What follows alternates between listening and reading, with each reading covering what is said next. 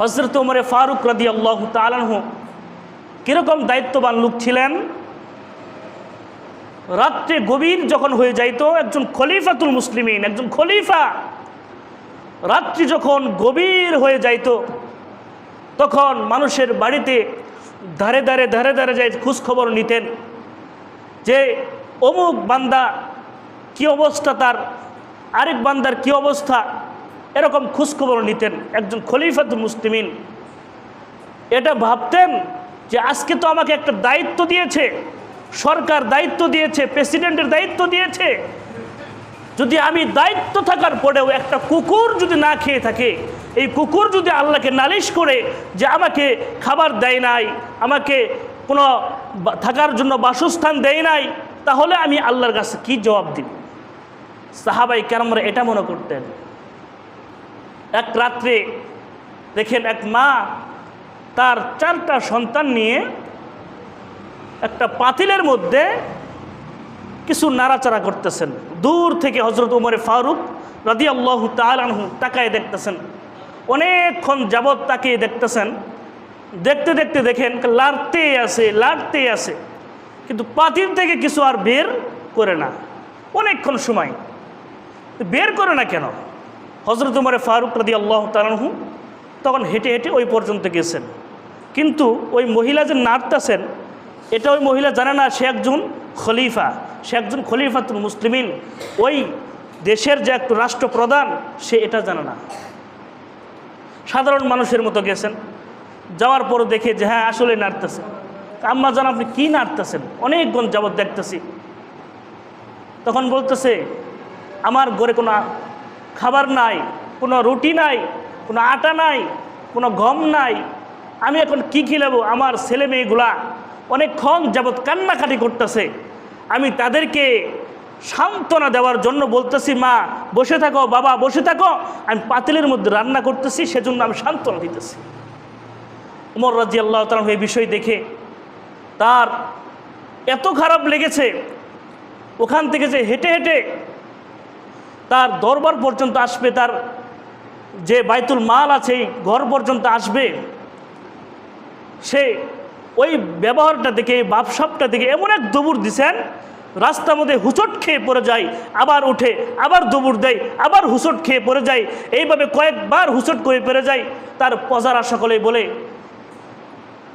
ওমর ফারুক রাদিয়াল্লাহু তাআলা আনহুকে বলতেছেন আপনি কেন এরকম করে দৌড় বাড়তেছেন? আপনার তো আসি, আমরা যাই লাগে নিয়ে এসে দিই, আপনি হুকুম দেন আমাদেরকে। তখন ওমর ফারুক রাদিয়াল্লাহু তাআলা আনহু বলতেছেন যে হ্যাঁ ঠিক আছে, তোমরা তো আসো, কিয়ামতের দিন যদি আল্লাহ তাআলা আমাকে জাহান্নাম দেয়, এই জাহান্নামের বোঝা কি তুমি বহন করতে পারবা? তখন সকলেই অবস্থা খুব খারাপ, একজন সরকার প্রধান হয়ে এটা কি বলে? হযরত ওমর ফারুক রাদিয়াল্লাহু তাআলা আনহু দৌড় দিয়ে তার বাইতুল মালের ওখানে আসছেন, এক বস্তা মাল নিয়ে তার পিঠে নিয়ে। তখন তার প্রজারা বলতেছে আমরা নিয়ে যাই, না না, আমার জাহান্নাম, আমার জাহান্নামের আগুন আমার সহ্য করতে হবে, আমার জান্নাতে আমাকে যেতে হবে, আমার জাহান্নামে আমাকে যেতে হবে, কেউ ফিরাতে পারবে না, আমার মাথায় তুলে দাও। মাথায় তুলে এই বাইতুল মাল থেকে এক বস্তা আটার বস্তা ওই মহিলার ওখানে নিয়ে গিয়েছেন। নিয়ে যাওয়ার পর দিয়ে এবং এটা বলে আসছেন তুমি এই আম্মাজান আপনি আগামীকাল অমুক জায়গায় আসবেন, এই কথা বলে চলে আসছেন। চলে আসার পরে পরের দিন ওই মহিলা আসছেন, যেই জায়গায় আসতে বলছেন। আয়েশা দেখে যে বিরাট বড় একটা সিংহাসন, এই সিংহাসনের উপর হযরত ওমর ফারুক রাদিয়াল্লাহু তাআলা বসে আছেন। এই মহিলা কিন্তু চিনতেন না সে একজন সরকার প্রধান, চিনতেন না। এটা দেখা সে ওখানে বসে বসছে, আমি কী করছি? কালকে তো আমি এর সাথে অনেক খারাপ ব্যবহার করছি। যেই দেখে ও মহিলাকে প্রশ্ন করে আপনি কে? যে গতকাল আমাকে আসতে বলছিল। তখন বলতেছেন যে গতকাল আসতে বলছিল, আপনার জন্যই আজকে এত বড় ঘটনা, এত বড় কাহিনী, এত মানুষ এখানে, সিংহাসন। তখন এই মহিলা যখন হযরত ওমর ফারুক রাদিয়াল্লাহু তাআলার কাছে গিয়েছেন, যাওয়ার পর মহিলাকে সিংহাসনে বসাইছেন এবং ওমর ফারুক সামনে দাঁড়ায় আছেন, এরকমভাবে হাত জোরালোভাবে দাঁড়িয়ে আছেন। হে আম্মাজান, আমি আজকে হতে পারি সরকার প্রধান, কিন্তু আপনার পর্যন্ত আমি খাবার পৌঁছাতে পারি নাই, এখন পর্যন্ত আমি আল্লাহর কাছে কবুলিয়ত সরকার হতে পারি নাই।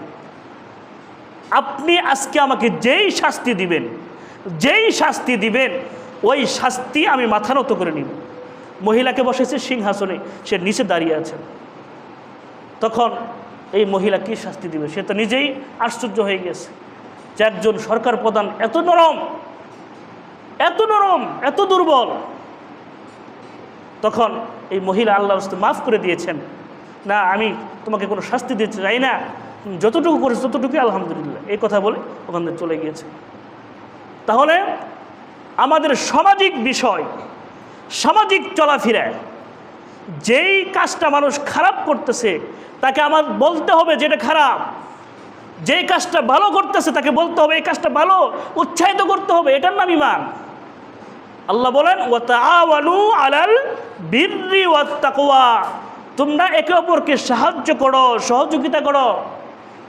ওয়ালা তাআওয়ানু আলাল ইসমি ওয়াল উদওয়ান, এবং যারা একে অপরকে সাহায্য করো না এবং বিশেষ করে যারা খারাপ কাজের মধ্যে তাদেরকে সহযোগিতা করিও না, উপকার করিও না। সেই জন্য আমাদের ঈমান এমন হওয়া চাই যেখানে সত্য সত্য বলতে হবে, যেখানে মিথ্যা মিথ্যা বলতে হবে, এটার নামই হইল ঈমান। আল্লাহ তাআলা আমাদের সকলকে অন্তরে ঈমান পরিপূর্ণ লালন করে সামনের দিকে অগ্রসর হওয়ার জন্য তৌফিক দান করে, সকলে বলে আমিন। ওয়া